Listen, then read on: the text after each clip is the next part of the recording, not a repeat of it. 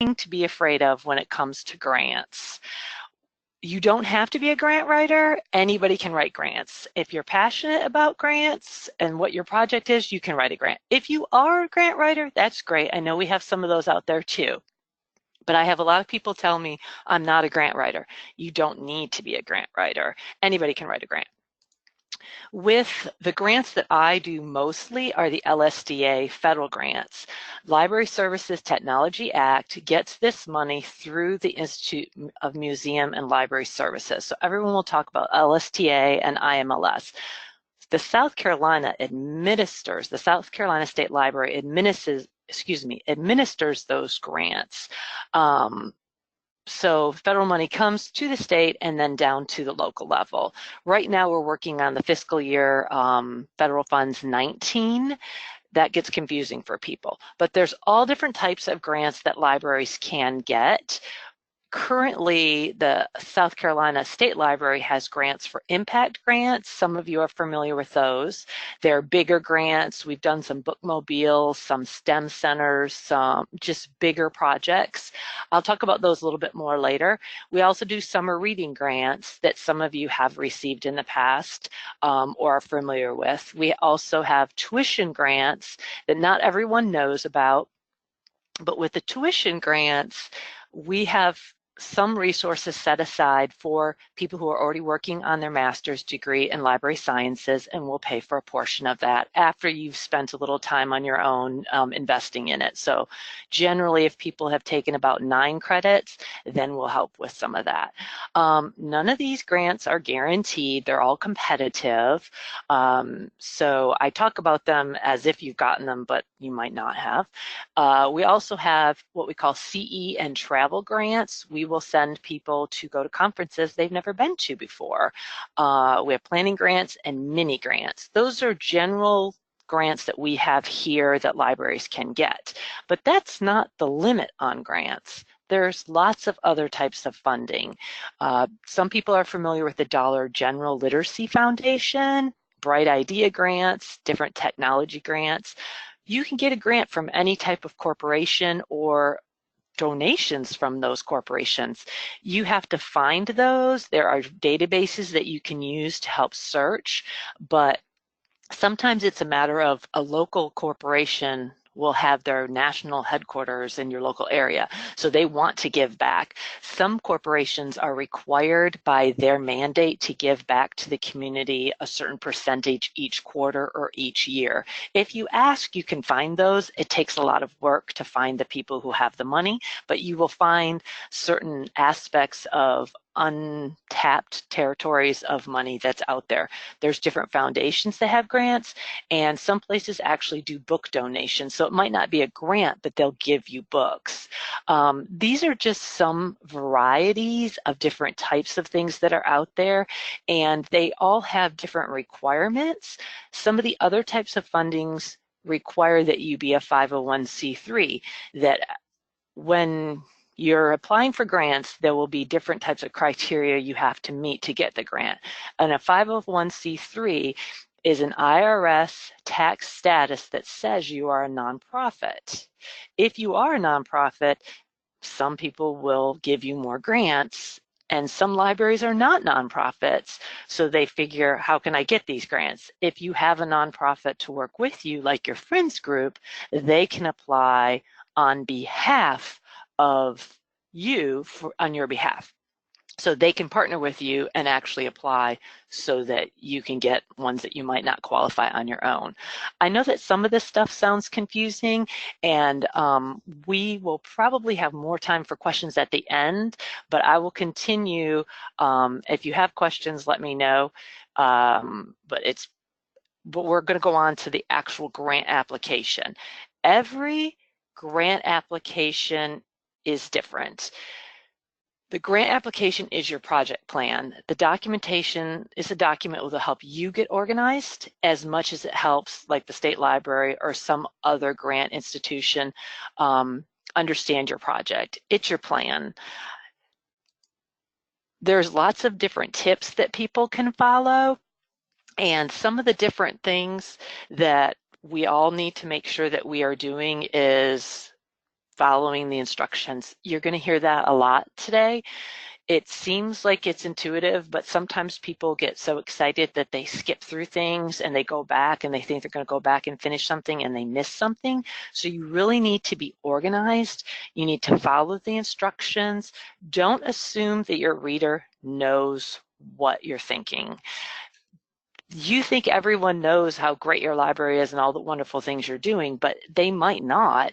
And it might be at a state level, or you might be getting money directly from a federal source, and they might not have personal knowledge. So you need to make sure that you write all the who's, the what's, the where's, the why's, all that stuff. Write everything so anyone can understand the application. It's not just other professional librarians. It might be someone who's not in the library field reviewing it. Sometimes grant panels, they have reviewers from outside professionals also review them. With that said, don't use too much jargon, because what you think everyone knows, when I say LSTA, there might be something else out there that uses LSTA. So make sure you write out your abbreviations first, and have someone who knows nothing about you and your project read it to make sure that it still makes sense, that it's clearly well written. Most grant applications will have a narrative, some sort of brief summary, different activities, your timelines, outcomes, an evaluation component, a budget, and there might be additional areas where you can have letters of support or partnerships. I noticed that people have a real hard time with budgets, and they also will get confused on partners. They think that a partner is, the most common mistake I see is people think that the people going to your programs and benefiting by your grant are your partners. They're not always your partners. Sometimes they can be your partners. Other times they're just the people that you're serving with the grant. So you have to be careful that if you're targeting a certain audience, they're your target audience. They're not actually your partners. We get a lot of confusion with that. In some grants that I've worked at in the past, you're allowed to put letters of support. In sometimes people will say, do not attach any additional documents. That's one of the things that you want to make sure that you follow the rules on. On a lot of online application forms are out there now, and they will have a character limit. When it says 5,000 characters or 2,000 characters, they mean that, and it won't accept it if you put more than that in. So you need to follow the instructions, pay attention to the details. When you're doing the online submittal, make sure that you have everything typed out ahead of time so that you can proofread it and spell check it before you get to actually putting it on the online system. You want to make sure that you have all of your approvals beforehand, because you want to be consistent in what you're saying the program is called and how you're referring to it, so it's not confusing. Let me see here. Hold on a second. Okay, one of the other things that people have a hard time with is the match. And with the impact grants, that was the one that I mentioned earlier, it's our bigger grant program. A lot of people have a hard time understanding what the match requirements are. Every grant has a different match requirement, unless it's just a gift or donation where they're giving you the money straight out. Usually federal grants require some sort of match, but it's not always the same level of match. Some grants are 25% your share, 75% federal share, or 50-50 grants is very common.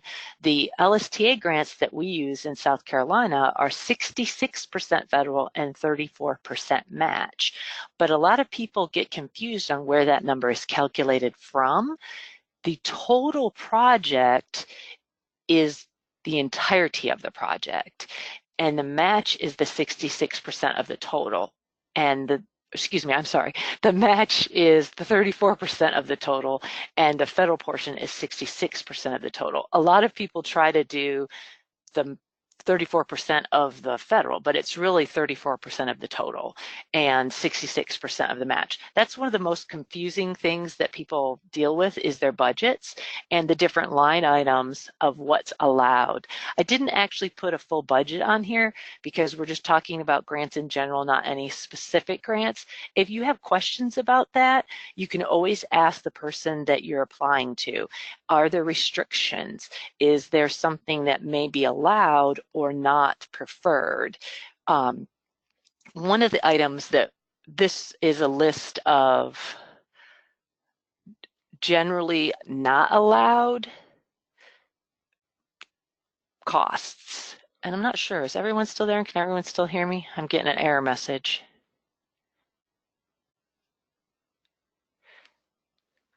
Okay, good. So on the generally not allowed costs, with those, I don't know of any federal or state grants that are going to let you buy alcohol or entertainment. Most don't want to pay for food, lobbying interests. Those are just things you're not supposed to do.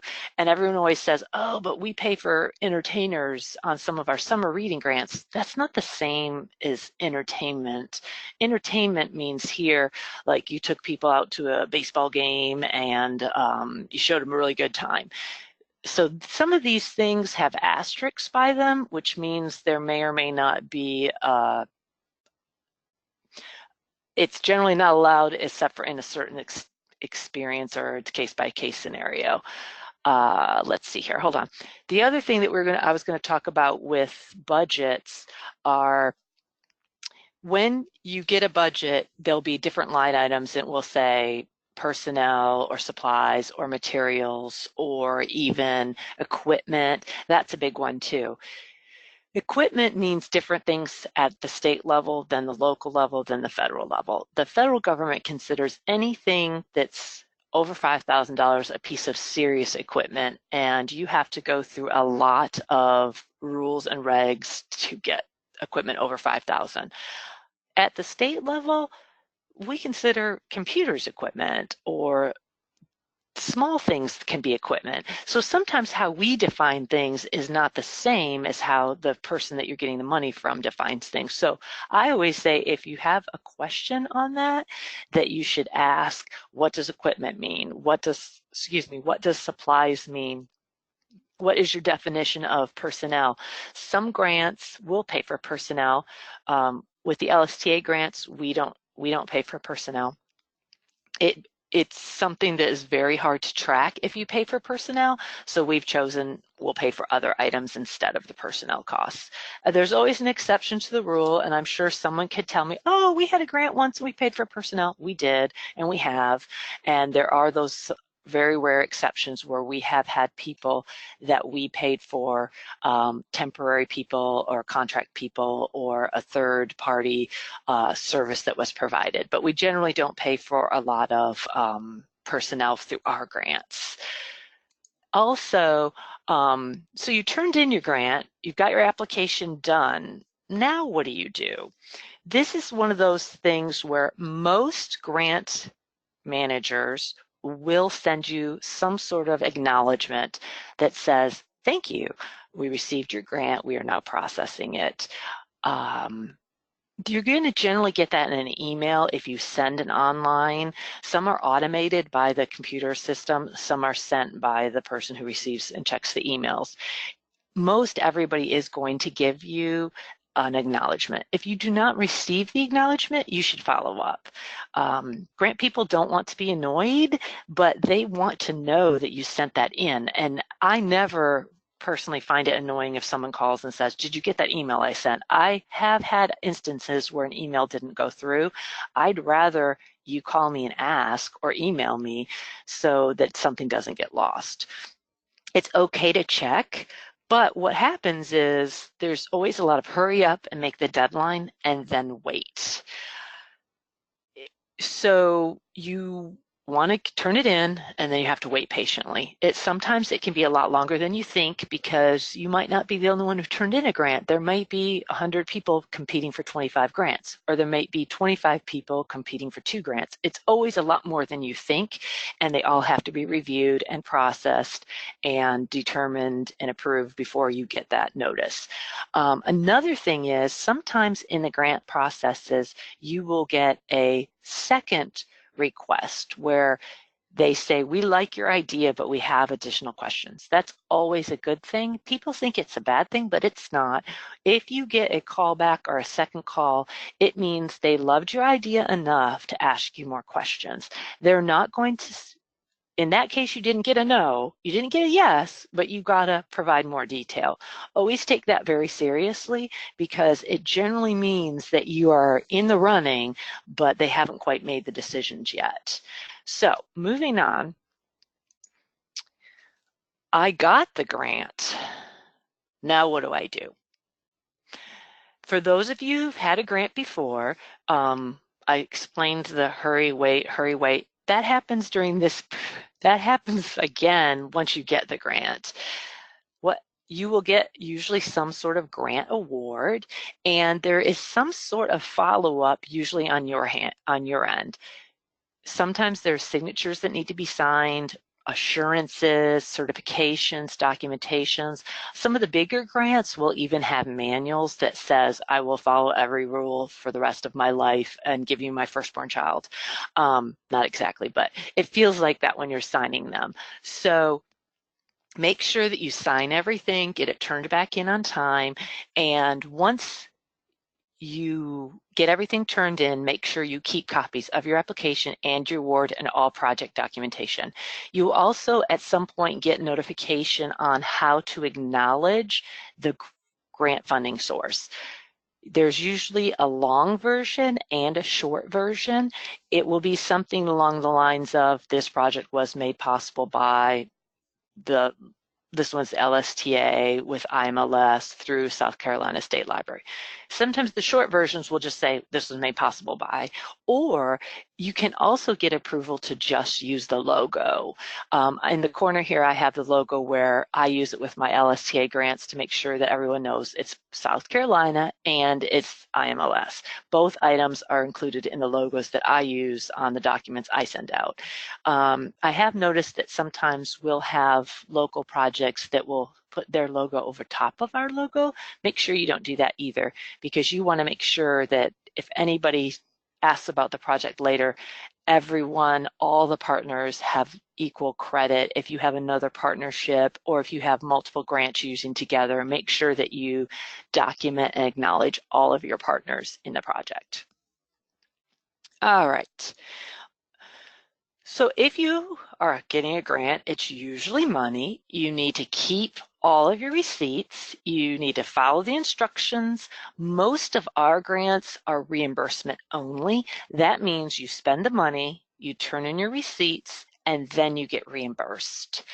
You can only spend money on approved expenses. So if your budget says that you're going to buy 10 widgets for $500, that's what you need to buy, those 10 widgets for $500.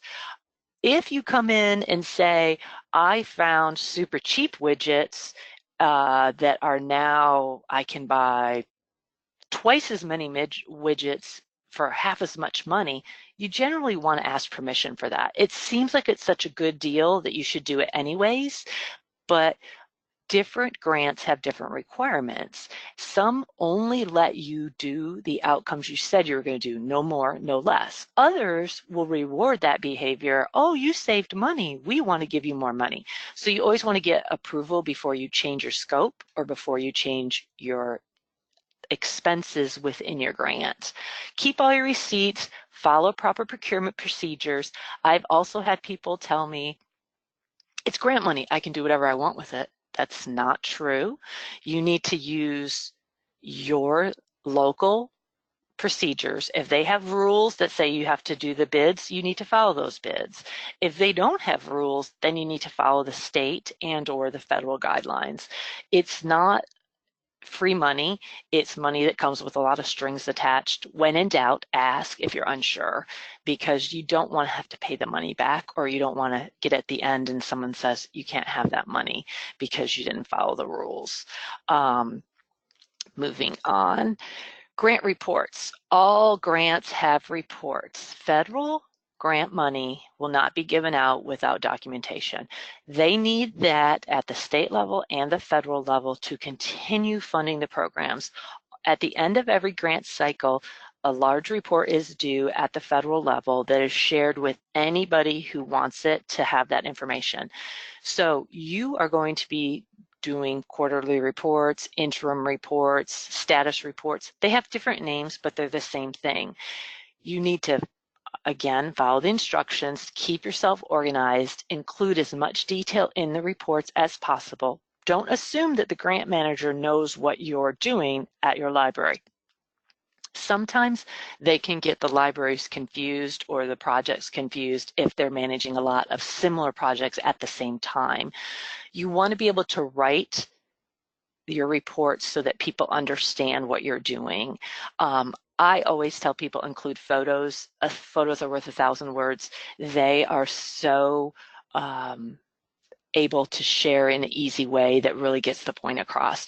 Make sure that you have photo releases so that you can take the photos and share them. You would not want to include a photo to the state and then I include it to the feds and then someone come back and say, oh, I didn't give permission for that photo. So make sure that you have permission on those and try to turn in your reports on time.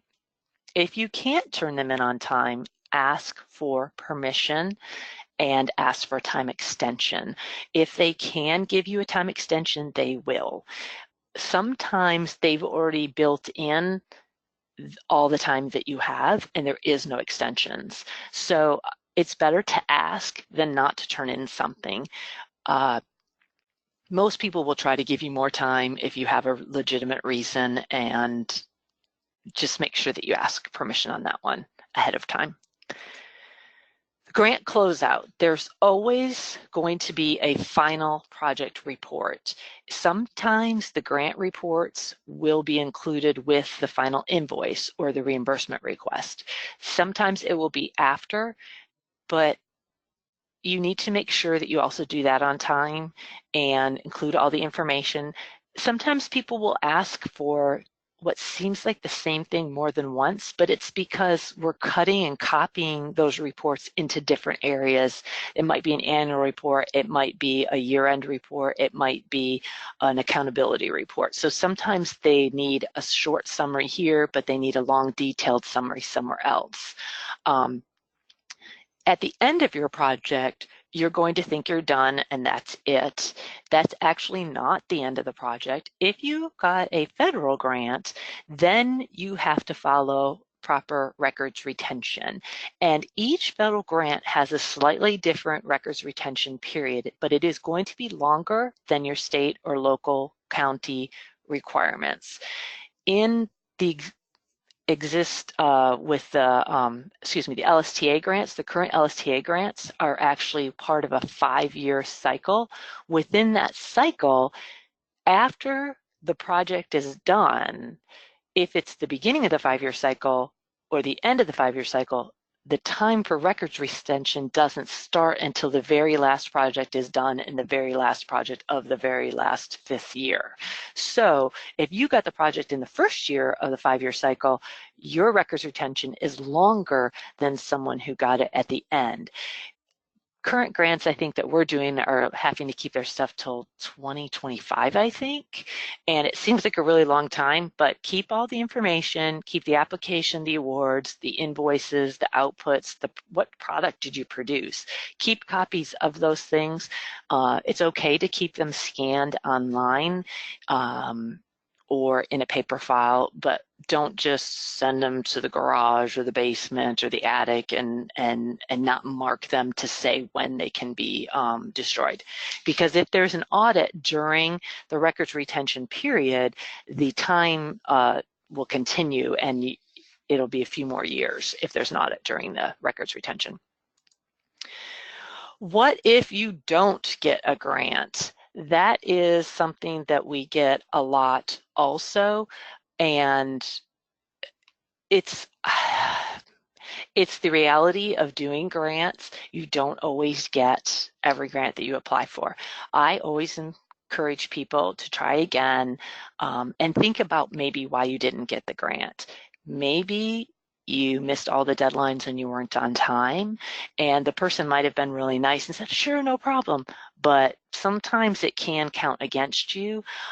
Did you follow all the instructions, or was your grant incomplete? An incomplete grant is very hard to score and evaluate because it doesn't have all the criteria they're using to select the grants. Were there any special criteria or priority areas? That is something that happens a lot of time, where it will say this is not a requirement, but we're giving special attention to these priority areas. If you're not in the priority area, go ahead and apply, but don't be upset when you don't get the grant because maybe there was other people who fit the priority a little bit better than you did. I will sometimes say that if two exact grants turn in at the same time, but one is a little bit more in the priority, or a little bit more cost effective, or a little bit more well written, that one may have receive a higher score. It's sometimes hard to figure out what all you're being scored on.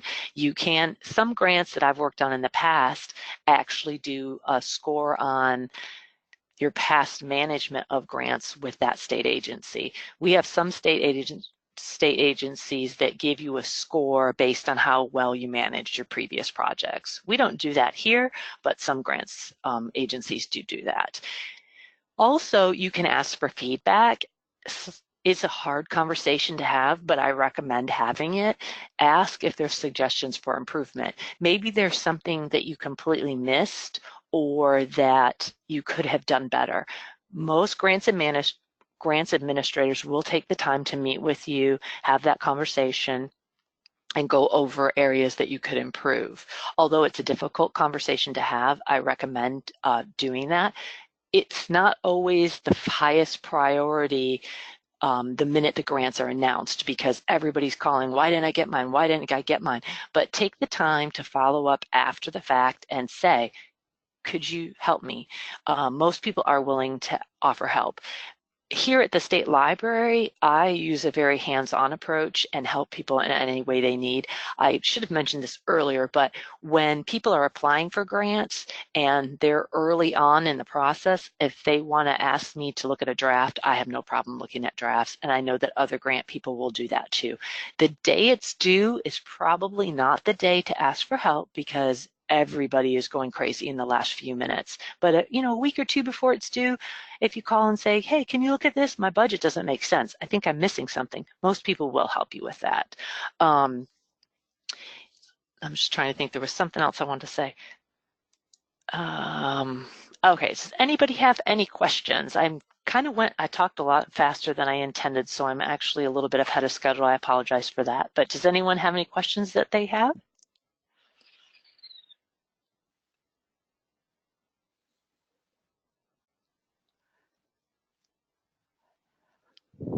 Any areas that we need to clarify, or on specific grants, if you've dealt with another type of grant that you are interested in getting help with. I've also offered people, if you're applying for a different type of grant, ask another grant person if they can help you. The people who understand the grant terminology are always willing to help others who it's maybe not something they've done a lot.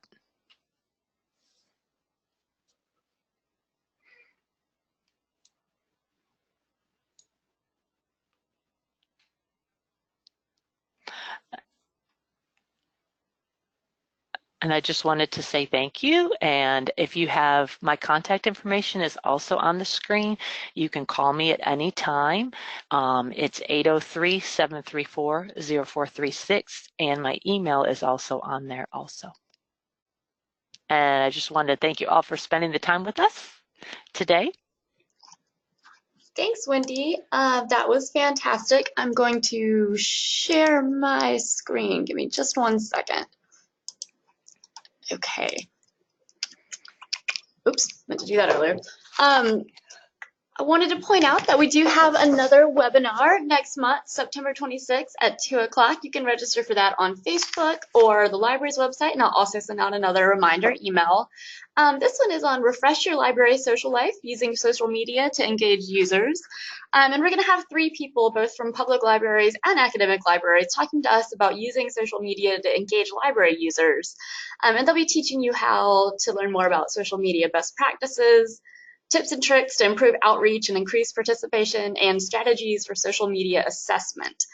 So we do encourage you to sign up for that. If you have an idea for your own webinar, there are links below, and there's also a link to submit feedback. All of this is available on the SCLA webpage. Please let us know if you have any questions. Thank you so much, Wendy, for sharing your fantastic webinar with us. We really appreciate it, and we hope to see you all next time. Thank you.